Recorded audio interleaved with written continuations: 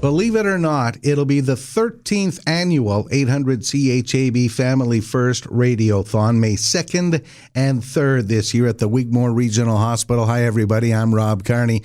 On the radio and on DiscoverMooseJaw.com on video, which is new to me. You know, video killed the radio star, Dr. George Miller.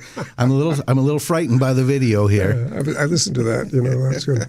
You know, radio, they say, is where all the ugly people go, and I think that's mean. Well, me too. Me too. Dr. George Miller, longtime local surgeon here in Moose Jaw, joining us to talk about the 13th annual Family First Radiothon. And sir, this year the focus, it's a surgical campaign to purchase a lithotripsy unit to treat kidney stones and bladder stones. First of all, I think it's remarkable that the people at the Moose Jaw Health Foundation and the staff, the doctors, the nurses, the medical professionals get together every year and identify certain things, certain areas that we need to raise money for. I think that's wonderful, and I think most of our donors think the same thing, sir. Yeah, it's great. You know, we work with our administrative colleagues to identify those areas where we think the foundation can help us out. The equipment and running of the hospital, like I said, 90% of our costs are always going to be staffing, the way it goes. But some of the pieces of equipment make us more efficient as a hospital. If we can look after your stones, for example, smash up your kidney stones, smash up your bladder stones for extraction, it's a heck of a lot easier here than taking an ambulance ride elsewhere, up to Saskatoon or Regina. If we can handle it here, it's always better for our patients generally, and it's better for people to be cared for closer to home. It's proven. So it's not a bad thing to be close to home where you get your treatment. Lithotripsy, can you define that for us? Well, it's a combination of either mechanical or shockwave ultrasound being applied for breaking up stones. Sometimes have employed lasers in the past. They don't tend to be commonly employed, but the various types of lithotripsers are also mechanical, and there's also emulsification where they can be either break up these stones very hard. Bladder stones are particularly very, very hard and difficult to treat, and it saves a very major operation for extraction if they can be broken up and removed relatively painlessly through placement of a tube in the bladder and being able to go in there and have urologists break up those stones. And also to remove the stones from kidney stones. Anybody who's had a kidney stone out there knows how painful it is.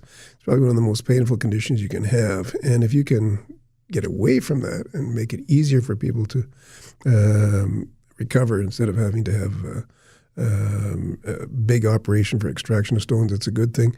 I think you got to realize how precious kidneys are. Anybody of the patients in our dialysis unit will tell you how precious kidneys are. And that's an important thing to preserve. So lithotripsy, of course, this is state-of-the-art, brand new equipment that we want to purchase for the Wigmore Regional Hospital to help patients right here at home. But the technology, sir, must be fairly new. It is new, and they're making better units. The extracorporeal shockwaves are particularly interesting. It's been around for about 20 years. Originally it started out in the 80s, and there was two sound waves. If you bounce off sound, we're on sound right now. If you have sound waves and if they're projected from two different directions and you can focus them, they can be quite disruptive, very solid objects, and it's particularly good for kidneys. Originally, we started trying to break up gallstones this way. We didn't get as successful treatment because, well, for one thing, the gallbladder isn't particularly precious. It can come out and you can live quite a nice normal life without it. But the kidney is particularly important to people, and it's important to realize that you got to take care of it. And there's a lot of people with stone disease, especially in our country. I don't know why it is in the prairies out here, and we're all growing a little bit older and drier, I guess it is, but we do see a lot of kidney stones here, and it's a pretty effective treatment for it. The technology, our urologist could explain it better to you than anything else. The combination of various lithotripsers that are out there have made a lot easier to manage stones without big operations, without protracted times off work, without long trips to other centers. And they've made it a lot more effective to treat stones, even at an early stage, and be effective in helping our patients return to full and normal activities. You mentioned the urologist, and the doctor who's looking most forward to this new equipment, Dr. Van Wyck, correct? That's correct, yes.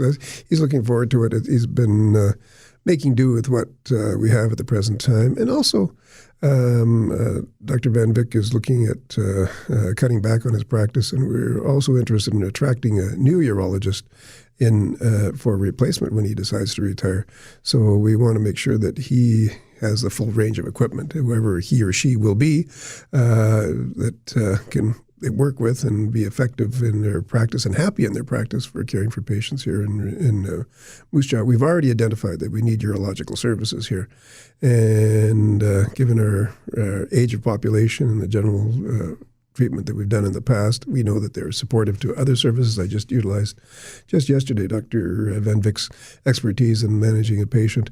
And it's important to have that range of specialists here. And, well, it's nice to be able to provide them with the type of equipment he needs to work.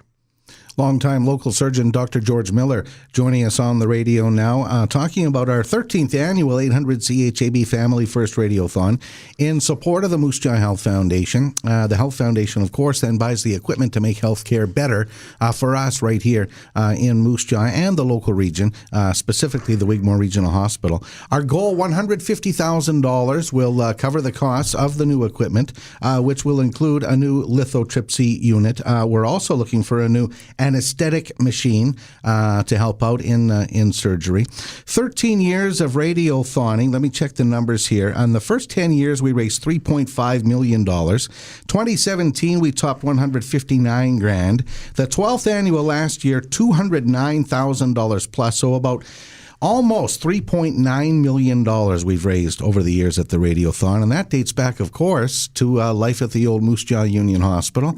And for a time, we were raising money for new equipment for the new hospital as we were winding things down at the old Union Hospital. And it seems like a long time ago, sir, but it's only November 2015 since we opened the Wigmore Regional Hospital. Yeah. It's about 40 months. We're still getting settled into the new digs, really. Oh, yeah.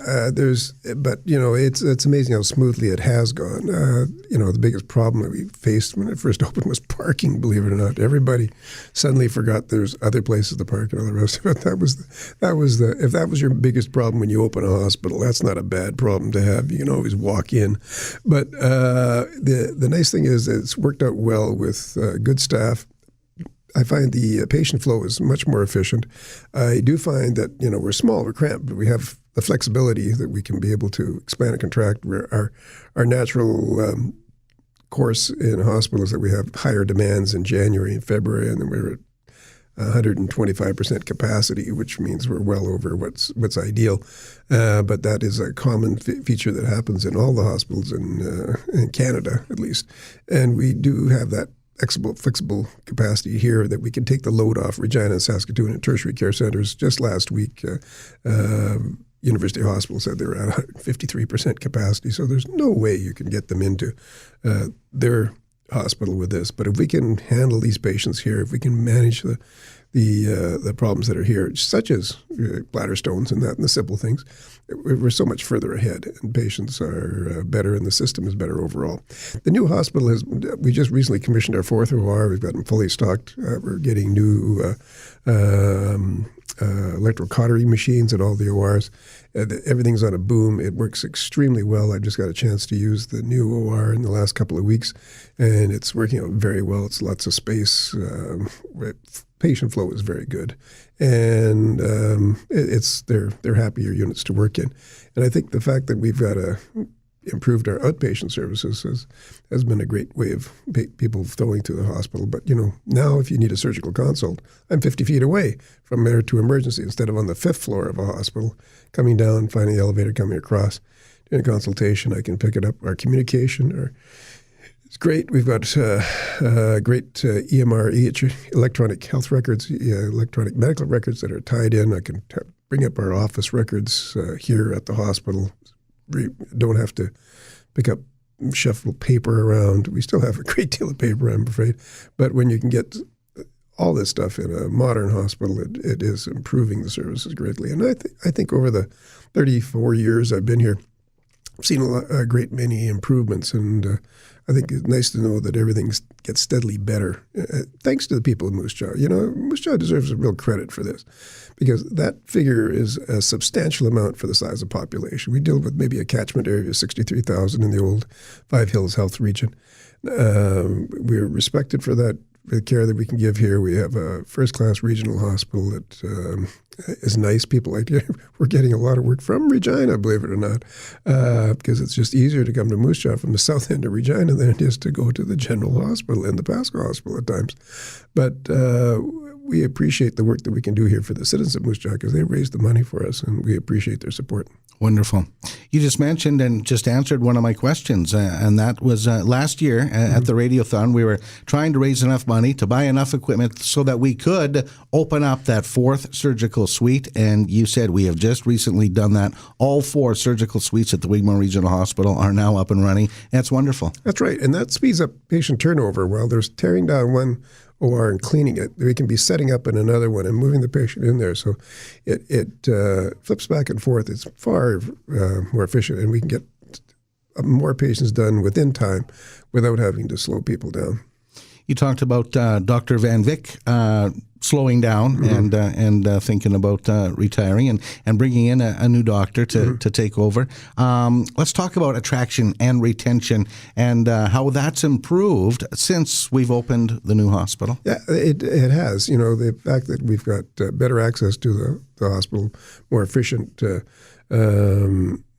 equipment, and the fact that we've got better ways of being able to handle our patients. We're doing more outpatient work than ever before. Our number of cases still isn't up where we would like to see our goal is, but we're trying to push that up, and we have everybody's kind of focused in the right direction for getting this going. So I'm pretty happy that the overall direction is a steady improvement, and they can see themselves doing that. I think the fact that we've got great personnel around the hospital is good. I think the fact that we've had a change in administrative structure through the province, we're all one happy health district now, has made for some changes, but we think that there's going to be improvement overall. We haven't seen anything that's been detrimental to the care of our patients around here from the new administrative structure, and I think we hope to have this steadily improve over time. Something else that I think is wonderful, and certainly nobody will be taking a helicopter ride for kidney stones. But the fact that we have a new hospital with a landing pad and we can serve STARS Air Ambulance, that just makes me so proud and comfortable, frankly, knowing that we can help people here. Yep, and we can do some specific things. Our hyperbaric medicine unit still functions for carbon monoxide poisoning, which we receive on a regular basis. We do try to help people as best we can from other areas, and we try to maintain a good level of respect around the province for what we do here and are capable of handling here, and that when we do pick up the phone and we ask for a transfer out, they know we need to transfer out. And not just for the fact that we can't seem to handle simple things here. But I think if we can do the things for kidney stones and for bladder stones that we should be doing here, that'll be great. Yeah, and improving the quality of life, frankly. Therefore, if we can do the work here, and that's been the point of a lot of the goals and the quest to buy the new equipment, to keep people here in Moose Jaw so that they don't have to travel to Regina or to Saskatoon for medical treatment, because we know when people are sick, that's the last thing they want to do is be on the highways. And certainly over the course of the past decade, we've really made a difference with this equipment, improving lives of people, not just for the medical professionals, but for the patients, right? Oh, yeah. It's all about the patients. You have to realize that, the expense of transfers, it's well over $600 for a simple ambulance transfer into Regina. Suddenly that is a significant cost, and if you don't have insurance, it can certainly be a burden to people if they're on limited income. So I've got a lot of respect for it. And we've always tried to push for hospital ambulance care for transfer between hospitals, but we've never been able to persuade people that should be funded. But at the same time, we hope that someday it'll be more integrated across the province, just like our healthcare administration is now. $150,000, the goal this year at the 13th Annual 800 CHAB Family First Radiothon in support of the Moose Jaw Health Foundation. And that's another thing, the Health Foundation, the office is right in the Wigmore Regional Hospital, so they're front and center all the time for you guys. Yeah, I just had to pay my bill the other day, so I had to drop that off. Slid it under the door there and ran away. And we should point out Dr. George Miller is a regular contributor to the Family First Radiothon. I don't think you missed a year, that's for sure. And, Yeah, and so we've had you on the radio and had you on discovermoosejaw.com, and we certainly appreciate your time because we know you're a busy surgeon here in the city of Moose Jaw. There's no doubt that your donation to the Family First Radiothon, the 13th annual, will help change lives here in Moose Jaw for better patient care at the Wigmore Regional Hospital. Anything else you'd like to add before I let you go, sir? No, I'd just like to express my gratitude for the time I've been here. It's always been particularly appreciated personally, and we've raised two good children here. It's my son's 35th birthday today, and he's off to the Centre of the University in Toronto. I got a grandchild there I'm going to be visiting tomorrow. But all in all, it's been a great place to practice and to raise a family. And this is a very good community and near and dear to both my wife's heart and mine for the support we've received over the years. Thank you very much for this, sir, and hopefully we'll reach that goal of $150,000. Oh, I think we will. Thank you. Okay. Thank you, Rob.